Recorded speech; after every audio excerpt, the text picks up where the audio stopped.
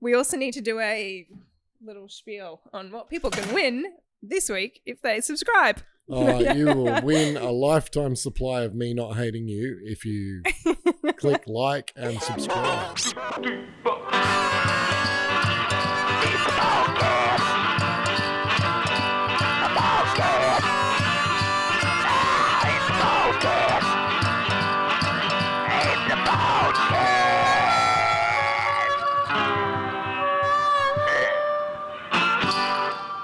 Okay, origin stories. Take 1. That was smooth right into it. You're keen. I don't care. I really just want to do this. Let's go. Tell us your origin story, Al. No. Well, from the... Hang on. Welcome to the Boardcast. Welcome to the Boardcast with Claire and Al. Yeah. We got more questions than answers from our first couple of episodes about our story and how we got to where we are now. So I thought we would backtrack to Al's origin story, as he likes to call it. He's dying to tell this one. That's what they say these days in the Marvel universe, isn't it? I don't fucking know. I don't have an origin. And Bert. Has he got an origin story? He made a movie about his origin story. Right. That's right. He did too. That was such a bad movie. All right. Well, my origin story. Yeah. Okay. I was born in Royal North Shore Hospital. Mm-hmm. So North Shore original. Grew up in North Balgowlah. Mm-hmm. And what else do you want to know? That's my origin story. 1971 I was born, in case you want to steal my identity. Okay. What age did you start skating? What age did you start snowboarding? It's hard to remember. I can't remember everything detail-wise. My next door neighbour, I think his name was Brett Mottram. I could be wrong, but I'm pretty sure his name was Brett Mottram. He had like one of those banana-y little 70s plastic skateboard. Yeah. I think that was the first time I ever stood on a skateboard. It would have been his. It would have been the 70s for sure. Didn't really get into it because we lived on a super steep hill. So it wasn't like you could just go out the front and bomb the hill. You'd get slaughtered. And I think I did a few times. Like billy cart style. Got nailed, torn up. Vaguely remember a mercurochrome bath, which was like this purple stuff that your mum would put in the bathtub. And then they'd pick... She would... Where did this go? Hold on. I don't know. You asked me about skateboarding. Yeah. I remember going out the front, bombing down the hill.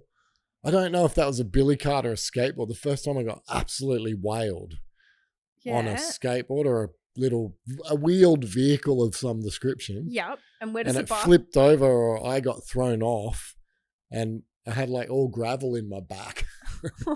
I was a mess. I was just bleeding mess. And back in the 70s, unlike you little kids today where you have all these medical miracles, your mum would just pour you a bath. You're a 7 or 8 year old kid and you get a bath poured, and she'd put in mercurochrome, which was like some purple stuff. I could be wrong about the name, but I'm pretty sure it was mercurochrome. They'd pour it in the bathtub, and then you basically just get into this acid bath. And then I remember my mum picking the gravel out of my back. And like all I remember is like immense amount of pain and purple liquid. So yeah, I can't remember whether that was a skateboard or whether my dad built a dodgy billy cart, which the second one's probably more likely. Okay. But I definitely rode a skateboard around that time. Then in the 80s, the skateboarding started to become popular. I was 10 or 11, boomed. All of a sudden it was like Bones Brigade, Bones Brigade video show. Like I was into it, and I had a reflex skateboard. My first skateboard was a reflex. I think it was a reflex. These details are sketchy at best. And then one Christmas, probably about 85, 86, I got a cab, like a cab with the bats on it. You've seen it. Yeah, the reissued it. I think we still sell it. Like that was when it was like, oh, right, rails, bird lapper, gutter jumper thing, yeah, tailbone, all that shit. The board was like fucking 14 kilos. Like the things were just ridiculous, but they were good enough to actually go skate a ramp on. Yeah. Like, there's photos of me on holidays with my family, like pair of like stubbies, 70s style, probably early 80s style stubbies in a bowl. Can you pull those photos out? I don't know where they are, but yeah, they definitely exist. And I'd be like standing on the edge of a bowl. Like, so there was stuff being built for skateboarding by then. And Yeah, right. Yeah. So you grew up riding bowls and vert. yeah, there was nothing else. Like street wasn't really a thing until later. Like we were starting to by 13 or 14, we were trying to copy Bones Brigade video show Animal Chin. Like, so we were starting to skate around the streets, ollieing up gutters.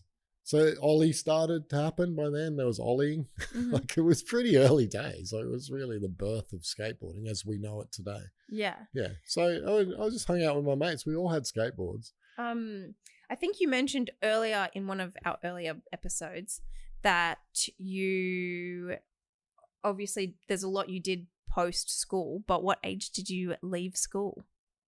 I couldn't be certain, but it was 1987. So I guess I would have been 16. I didn't do my HSC. I was politely asked by the teachers at the school I was at to leave. They kind of hinted to my parents. It was a different time. Like the teachers were far more legit back then. They would say to a kid who was 16, we don't think it's worth him doing a HSC. He doesn't seem to be very studious. So they just sort of booted you out. It was like you didn't really have the option to stay on. So my dad, who owned Bernie's Radio and Electrical up in Mossman, was a technician by trade, like an electronics technician. So I saw that. By appeasing my parents, or dad particularly, I figured I'd be able to leave school because he pushed me. He wanted me to be a doctor, like legit. Like he's, that old school Jewish dad from money. Well, not from money because they came out during the war, so it was far from money. But they had ambitions for their kids to kill it. You're going to kill it. And I think I had a lot more of my mum's side in me, which was more British, Irish, like fucking, I don't know, rebellious, I guess. I just did not have any of that in me to be a doctor or study or go to school. So I said to get out of school, I'll do electronics. And I figured that would make my dad happy. I was already able to do some of the basic stuff. So was that a trade? Yeah. So you went in and studied a trade? Yeah, 4 years. Yeah, okay. 3 years, 4 years. I can't remember. But yeah, so by the time I was 19, I was fully qualified electronics technician. Yep. Those few years was when I kind of, I guess, first started going snowboarding a lot by myself, like getting in the car and just going to the snow. When did you first snowboard? Did your parents take you? Yeah, as a little, no, because that was skiing. No, snowboarding, no. I was probably 17. But you skied first? Yeah. Okay. Didn't everyone? Yes. Back then, there was no snowboards. Then, yeah. Yeah, it sucks. Skiing sucks so bad. It didn't feel right to me. Yeah. Like I was facing down the hill. Because roller skates, people faced down the hill. Not rollerblading, because that wasn't even around then. But to me, roller skating and skiing seemed to line up. The moment I saw a snowboard, I was like, oh, okay. That's what I want to do on the snow. That makes so much more sense. That's what I've done my whole life. I've faced sideways and yeah, so it was an instant thing. I was like, well, I've got to get one of them. And what did the first snowboard look like? Mine? Yeah. It was here in one of the backgrounds recently. It had a clown pimp on it. It was a Sims. It had it had a distinct tail and nose. It was a 160, which was insane because I wouldn't have been 60 kilos when I got that thing, like 88 or something. So I was lightweight dude on this massive stiff piece of shit. I don't know how we even bothered to stick with it. The bindings were next level, horrendous rubbish. They had like straps. They didn't have ratchets. They had clickers. Yeah, I was going to say it would be so interesting for you to do a talk because you're a binding person. Oh man, I think that's why I'm a binding person. To do a story on the evolution of bindings over the years. Yeah, maybe one day we'll do. Because I remember coming to work from you and you were like, look at this thing. We used to have to put these under our bindings and stuff. And I was like, yeah, what? Well, that was not that long. That was, well, I guess that's a long time ago now, 25 years. Powerlink systems. Yeah. That was later though. These bindings were like a ladder strap. Well, the first ones were leather. They were just like a belt. You pull it through and clip it in. I didn't ride them. Okay. By the time I got into snowboarding, there was already plastic ladder straps, but they went into a little click, click, click, click, click, and stop. Yeah, okay. And there was no real way to tighten it. That was as tight as it got. So the evolution was like the first little ratchets that ratcheted one thing at a time. And then, anyway, just got better and better. And the boots? Sorel's chopped off. Sorel fucking boots. We didn't have proper boots. The very first ones were not snowboard boots. My first pair of legit snowboard boots, maybe Northwave, something like that. I can't remember. That was probably a couple of years later. Gaffer tape, Sorels, they were fucking everything was garbage. Like it's amazing any of us stuck with it. But yeah, that was my introduction to snowboarding was early on. And I don't think a lot of people that listen to this would have been snowboarding back then. There wasn't a lot of people snowboarding. It was a horrible environment too. Like the skiers didn't like us. Even though like literally 2 years before or a year before we were skiers, they hated us. They thought of us as scum of the earth, skateboarder, rat bags or whatever. So yeah, there was a lot of angst and people didn't like us. But yeah, that was my first experience, was very early on, late 80s. So what was your first overseas trip for New snowboarding? Zealand. Yeah. New Zealand, cuz. Yeah. I went to Queenstown, did a season straight away. Like my first trip was a season. How old were you? Can't remember. It's questionable. Ballpark. 20. So you're in your 20s? It wasn't like, so it was post your trade? Yeah. Okay. Yeah, I finished my trade because I sold my car and everything I owned basically and just went. And then that just became a thing for a while. Like that's what I was doing. But I gave up my whole life to go snowboarding. And then when I came back, no one wanted to employ me. So I just kept snowboarding. And then I fell into the film stuff, which was perfect because I could work for 6 months. Then I would have nothing and I'd have all this money. So I could go do a trip, do even a season. So I know you're not going to have a clear, distinct memory of like. Please don't ask me your timelines. exact timelines, but roughly ballpark number, how many seasons did you do? I don't know. I've done thousands of days on the snow. Thanks for asking. Okay, cool. All right. I don't have a proper timeline. Take it back. Take it back. This is a better way to do it. I'll tell you where I went snowboarding. That's what I was going to ask. What countries have you snowboarded in? Too many to list. Well, can you start? Try. New Zealand. Yep. Australia. Go around the globe. Oh, I don't Japan? remember. Yes, clearly. obviously. Obviously Japan. Obviously. Canada? Yes. What mountains in Canada? The States. Big White, Red, Silver Star, Whistler. And that's probably one I'm missing there too. States? Oh God, these are hard, man. I can't remember the name of we used to go snowboarding. I went snowboarding and did some time over there with Danny Kudrave, an American buddy of mine. I haven't seen for years or heard from years. But that was all California, and I can't for the life of me remember the names of the places. This is okay. So you did a bunch of time in the States. Yeah. And then anything... California mainly in the States, though I didn't really ride too much of I did a bit in Utah, bit in California. I don't know. And I'm just going to make up shit. I know that you've mentioned... If I'm not careful, I can't fucking remember. South America? Chile. Been snowboarding there? Yeah, shit. Don't go. What? I'm sorry, but it was shit. Is it? Yeah. It's like Australia without too high, shitty conditions. Don't go there. Europe, France, Italy, Cortina in Italy, France. Actually, did I ride France? I went to France. See, I'm really struggling. I remember getting ripped off in Paris for some bread rolls and Coca-Cola. Like $12 for bread roll and Coca-Cola in the 92 or something. Well, and I was like, I just got absolute, and I found out later it's because they thought I was British. They don't like the English. Yeah, I got robbed. And I didn't realize I got robbed because I didn't do the maths quick enough. I was like, I just paid $12 for a baguette and a can of Coke. And back then, that was a lot of money, man. I felt like I just got, did I snowboard on that trip? Must have. I wouldn't have been there for any other reason. I don't know. Okay, so you're Can we snowboarding. skip this part? Who cares? All right, then how I've did you get... snowboarded everywhere. If you want to know about anywhere, I probably have answers. Okay, so then how did you get into the film industry? Okay, so what happened, I came back from one of these said trips and I had a friend who was already working in an art department on a film. And I was like, wonder what that's like. And I said, man, what's the deal? Like, you get paid well? He goes, I'm working for this guy called David Bowering.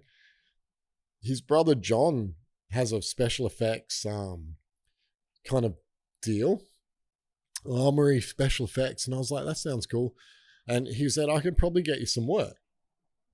Excuse me, I'm dying. And I was like, yeah, I'd love to, because I'd done my apprenticeship with my dad, and my dad basically, after me going away and becoming this snowboard bum, didn't give me my job back when I got back. I tried to get my job back with my dad, and my dad was like, again, old school, like, no, you left. You can figure it out yourself, mate. I felt like that. I mean, he may not have said it in those words, but it was basically, you left, you sorted out. Fuck. Yeah. Okay, I'm going to actually have to get a job. So John, this is why I've always said I've never had a real job, because I went from an apprenticeship with my dad where I kind of got to do what I want. I was treated differently for sure, because everyone was like, you're the boss's son. I can't really fuck with you like they did with other apprentices. So I did that. I became workshop manager for like 3 minutes, and everyone was like, nobody really listened to me because I was the boss's son. So I realized pretty quick I need to get out of there. So I did. When I got back, I got this work as a runner. And for those of you that don't know, a runner is the guy that will work for on a film as just someone who runs around doing whatever the fuck they need. So that you go get stuff. And I was the runner for John, buying materials. And within a few hours of working in that job, I'm like, I wonder if it's impressing the boss if I get a better deal on all this shit. So I used to go to all these suppliers that he'd been using for years, and I would walk in and go, surely you can do a better deal, man. Like, I'd hit him up, and I'd hit him up hard. I'd go, he's buying so much stuff off you. Like, this film needs 4,000 of those, or I'd need 10,000 litres of liquid gas or something. I'd be like, you guys can do a better deal. You keep just saying these prices. Do us a deal. And I started hitting him up. Just hustling. And I'd be full hustling. Like, I just had it naturally in me to hustle. And I'd go back to John. I'd go, I could write checks and stuff. He'd sign checks and I'd just get to go put the number in. And he'd look at the check butts and be like, dude, that wasn't the price. That's way less than what I expected to pay. Have you got the right stuff? I'm like, 100%. Everything's cool. And the stuff would turn up, or I'd have it in the back of the truck, or the stuff would turn up in a week. And he was within weeks, he'd be like, what? This dude's different.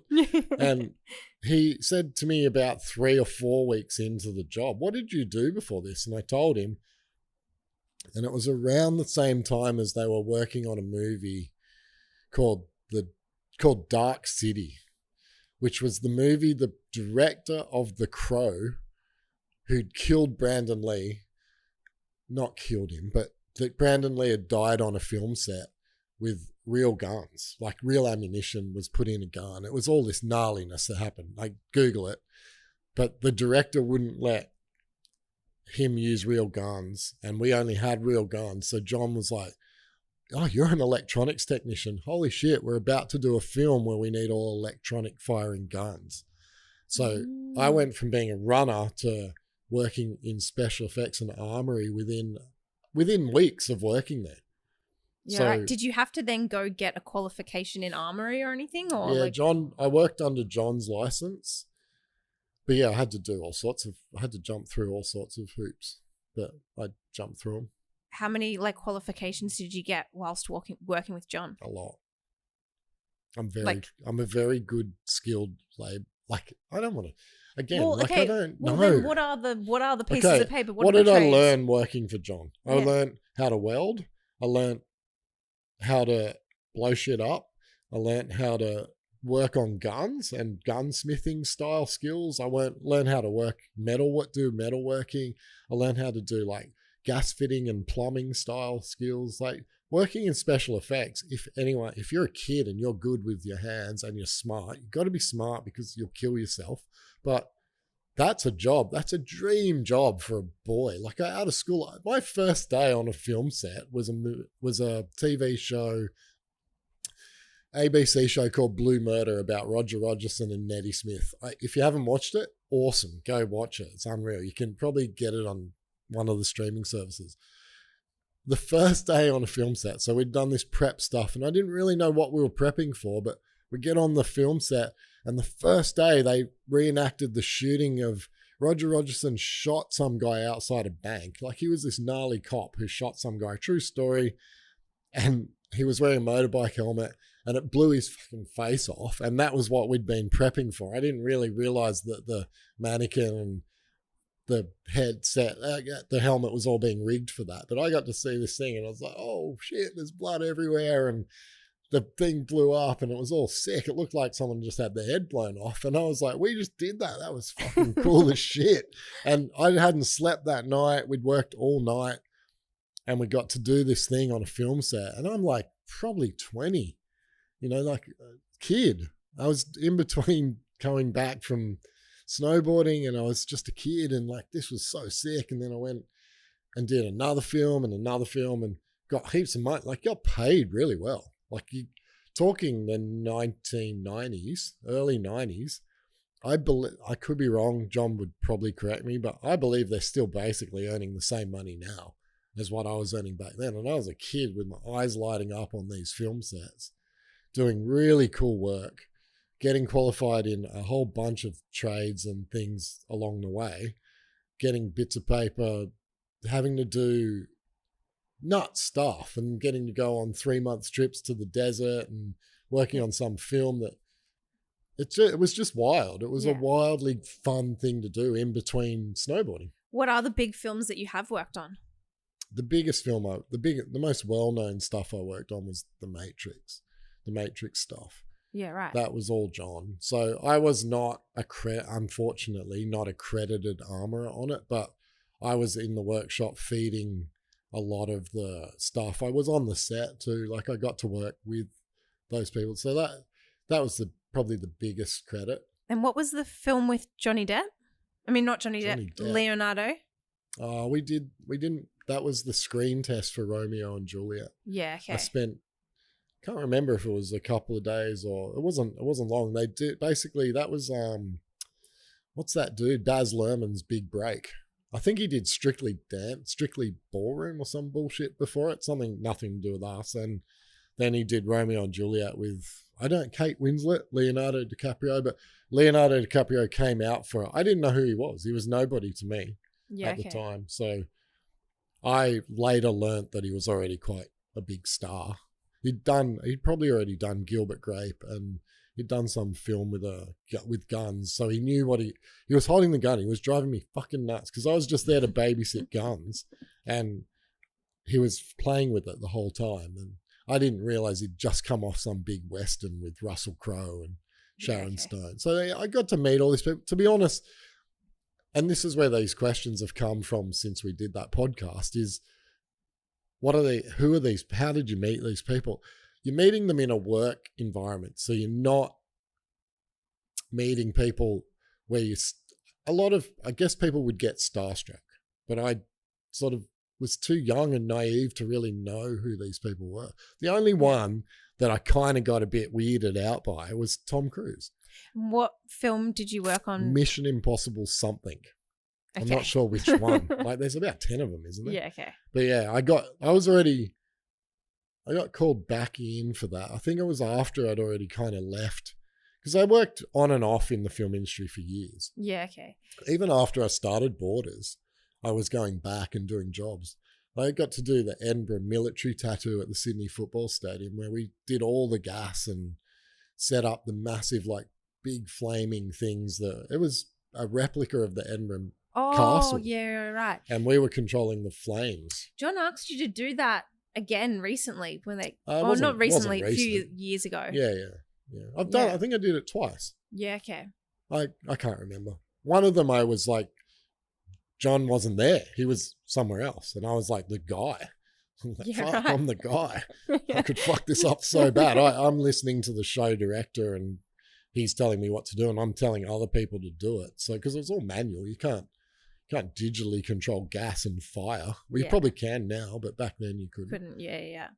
So yeah, it's nerve-wracking shit and so much can go wrong. And your long hours, you said you were working all night? That's why I stopped. That's why boarders seemed like a good idea. Like 18-hour days are not unusual. Some nights you'd work all night at the workshop and have a 5 a.m. call time for the set, go on to a set, have to do another 10-hour day or 12-hour day. And yeah, it was ruining me. Like John, my old boss and one of my main mentors, like he runs on caffeine. And he wouldn't mind me saying this because he's a human caffeine absorbing machine. Like he had this percolator, how many coffee. coffees? Oh, fucking 30. Like non-stop. If his coffee cup was empty, he'd make you fill it up. Like I would have. So he'd drink it like water? Yeah. Yeah, I don't think he ever drinks water. It's in coffee, I've yes. never seen him drink water. That's crazy. Yeah, just crazy. Like he just ran on coffee and I couldn't. I just couldn't do it. And I was young. I think when you're young, you don't have the stamina to do that. I actually have more chance now of doing what he does than when I was in my 20s. You reckon? Yeah. Yeah, because I don't sleep as much anymore. And as you get older, you don't need as much sleep and you can get up earlier and but I feel like as much. I look back at my younger years, like when I was doing seasons and I was like, how did I have You're a full... still young, Claire. You're 31. In the intro discussion, you didn't make me feel that way. I know, yeah, but that's because you're wearing a vest. I think you'll see as you get older what I'm talking about. Okay. Yeah, I definitely think you can go longer. But yeah, the film industry was amazing. And to answer the questions that everyone asks, like, A, how'd you get into it? Dumb luck. B, who did you meet? Megastars, you meet them, but they don't seem different to normal people. I had some bad experiences with some people. There's a movie called Island of Dr. Moreau where the whole crew walked off because the star was being a knob. Yeah, right. You guys can Google who the star was. I don't want to bag him out in case he sues me. But yeah, like there's films where shit goes pear-shaped, but there's other films where it just goes really, really well. And you become kind of friends with them while you're on it, but then you never speak to them again when you're off it. Yeah, okay. Because they are in a different world. Like Keanu Reeves was one of the nicest dudes you will ever meet. Like I'm sure it's been said 1,000 times how nice a guy he was. He was genuinely a nice guy. But would I ever, could I call him? No. Yeah. No, he'd be like, fucking no, yeah, you're one of the dudes I work with, 1,000 films I've done. It's just work to them. Yeah. And it's work to you while you're on there. You don't have this weird starstruckness. And why did I get out? Long hours. Yeah, okay. Is there a film that you are credited on? Yes, there's a few. Which ones? I've got an IMDb. It's fucking boring. But really? Yeah, Welcome to Whoop Whoop, which was okay. Stephen Elliott, the guy who did, what was that fucking movie he did? The one with the bus and the big shoe? Priscilla. Yeah, okay. Yeah, that was his follow-up to that. Wasn't so good. Didn't go as well. But So, and then age that you started Borders? 25. So 6. seasons and film industry was 20 to 25. I don't know, yeah. Roughly. 19 to 25, 6.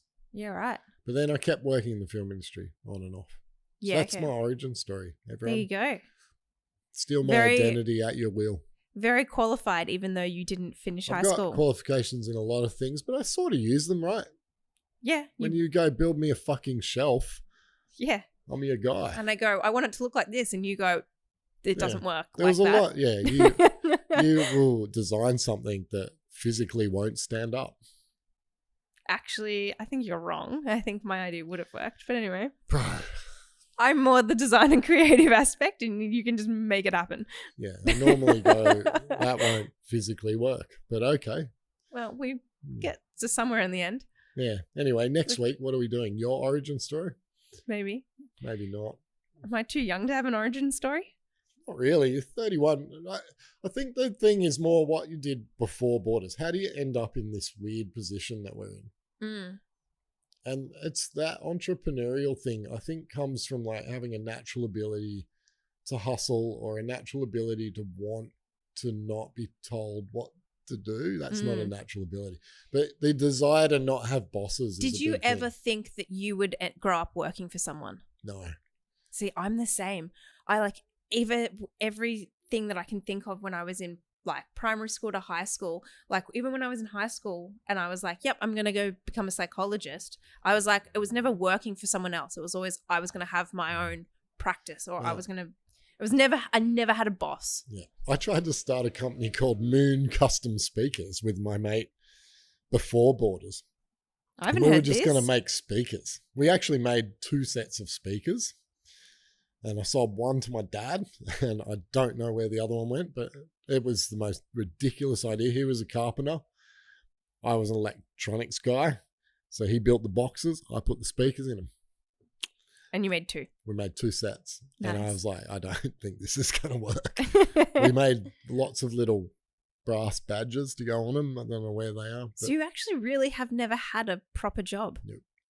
Proper job I had was my apprenticeship, but it was not a particularly strict job. It was kind of like, do what you want. What do you want to do in this industry? And I just fucked around. Your dad was I hated it. I never wanted to do electronics. I just did it to get out of school. Was your dad trying to find you a pathway in life? Nah, not really. I don't know. He always thought I'd take over the business, but my cousin and uncle ended up taking over the business, and I didn't get on great with them. Like, I just didn't fit the mold, right? I never felt like I fit in any commercial or corporate style business. I still don't. I don't feel like I do very well in, like, Tommy, people like that work for us, they came and worked for us and then they've gone into like corporate jobs. Fuck, blows my mind. I'm like, how can you be told what to do? Even on a film set, I hated the hierarchy. I hated the fact that there was an art director and a director and all these motherfuckers that were more important than you on a film set. And you're like, I'm the one with the bomb, bro, or the gun. How are you? You're my boss, are you? If I fuck up, everyone on this film set dies. And yet I had a person telling me what to do. All right, man. With no understanding of what you were doing. How long have we got to go? 5 minutes? I'll tell you a story. Here's a fucking film set story, right? Welcome to what? Alice Springs, 1996, I think. 5 maybe. Either way, I'm on a fucking film set. I get sent out on my own because John had a big job. That I'm with a second unit. Like there's a main unit and a second unit on film sets. So they'll go and film just weird shots. So my job that night, John's like, look at the script, read the script, look at the storyboards. And in the script, a kangaroo gets hit by a car and is slowly dying on the side of the road. In the storyboard, the ear is twitching on the kangaroo, right? So I'm out there with this fucking, it's not fishing line, but it's invisible wire. They've got a real dead kangaroo. They've killed all these kangaroos for this film. Because kangaroos are a pain in the ass, right? So they had a whole truck of kangaroos. One of the premises of the film was that they were making dog food for people who lived in Balgowlah Heights, which was super weird. That was in the script. People from Balgowlah Heights paying $6 a can for dog food and watch Welcome to Whoop Whoop, people. It's fucked up. It's a great movie, but it's fucked up. I'm on the film set that night for fucking 6 hours making the ear twitch on the kangaroo that apparently I wasn't doing right. Like we must have filmed it 20 times. They must have done 20 takes of me going like that with the fucking wire thing. And every time I do it, and they like give it 2 taps and then 1 more to make it look like the kangaroo's last seconds. And I must have done it 20, maybe 30 times, and they weren't happy with it until the fucking guy, the director dude, the second unit director, came and did it himself and did exactly the same thing as what I did and went, got it, sweet. And just to make me feel like I swear to God, that was to make me feel like a piece of shit. There was another incident on that film where I had to make a puff of dust off a brake, and they reckon I was doing that wrong too. And it's like, fuck, you just want to fucking slap people on a film set. So you're like, this is what I do. I'm here to do this. There was that film was insane. Like, there's a red desert, right? The red desert. But if you make the red dirt into dust, it kind of looks white. The fucking art director was like, why doesn't it look red? You need to make it look red. And it's like, well, mate, that's not how dirt works. When it goes into the air, it doesn't stay red. It kind of goes white. It just doesn't have a background of got more a red dust. dirt. Yeah, right. So it turns into dust. Yeah. And It's got the background of the contrast we had of trees. to buy redder dirt. You're kidding. No, I'm not fucking kidding. There was redder dirt put on the dirt to make the dust look redder. Oh my god. That's how fucked film industry, that's how fucked the hierarchy is. That's how fucked the whole concept of making films look a certain way. Nothing is real. Nothing you see on a movie is real. Absolutely nothing is real. It's all done to give a certain effect. It's pretty crazy. Yeah. So that's why I fucking got out of the film industry. Sweet. And lucky for all you people, now I can sell you snowboards and skateboards. That's our origin and story. Vintage clothing. Yeah. Yep. Yeah, I'm done. That's my whole origin story. So that's what happened.